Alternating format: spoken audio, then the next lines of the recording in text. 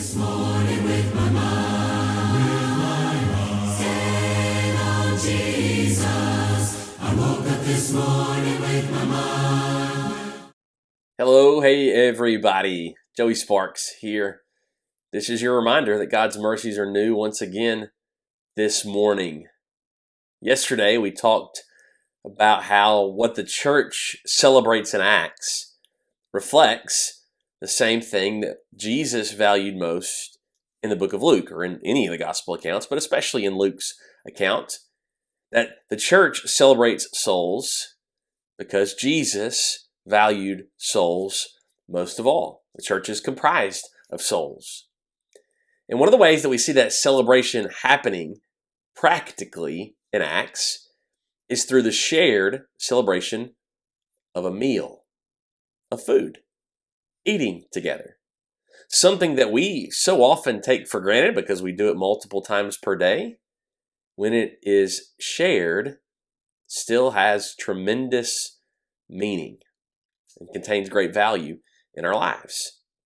So just beginning chapter 2 of Acts, and you have these people, these Jews who become Christians, and we're told twice in just a matter of a few verses that they break bread. Verse 42, the breaking of bread there is that Lord's Supper or communion. We shared a very special memorial supper remembering Jesus and his death. But then just a few verses later, verses 46 and 47 of Acts 2, the people attend temple together, the outskirts of the temple there, but they also go to each other's homes daily, eating, having meals together. It's there that they receive their food with glad and generous hearts. Their disposition is that they are sharing in something that's worth rejoicing over. You get to chapter 6, it's not too long after that, chapter 6, when one of the first moments of conflict or trouble within the church, what's going to happen moments, is when the Hellenistic widows are being neglected in the daily distribution of food. Why was that an offensive thing?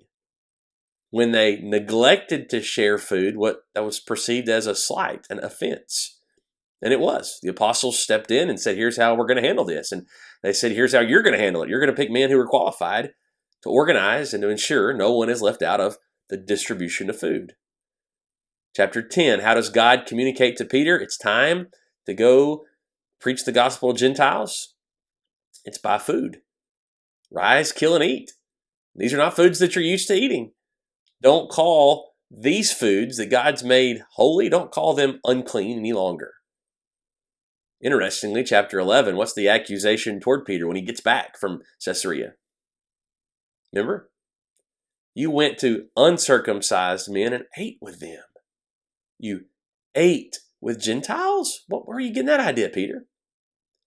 But it's because of that shared act that he's able to communicate to them, this is something God has validated. This is something God sanctioned. And he tells them the same dream and vision that he had seen in order to know this is time. Get to chapter 27. See what happens over a meal. Paul has to encourage those on board that ship. Hey, it's been 2 weeks since we've eaten. It's time to have a good meal. We're about to shipwreck. We're going to toss stuff over the edge of the boat. Let's sit down and eat.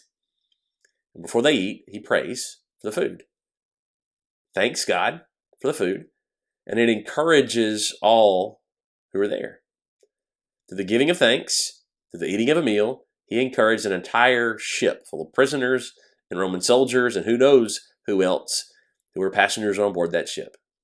Meals, though common, though every day, contain great power. So we have to eat. Let's make the most of those times that we eat. Let's eat together. Let's eat with fellowship in the gospel on our minds, or with evangelism in the gospel on our minds. We thank you for your time. It's our prayer that the timeless Word of God will be your meditation all day today. I woke up this morning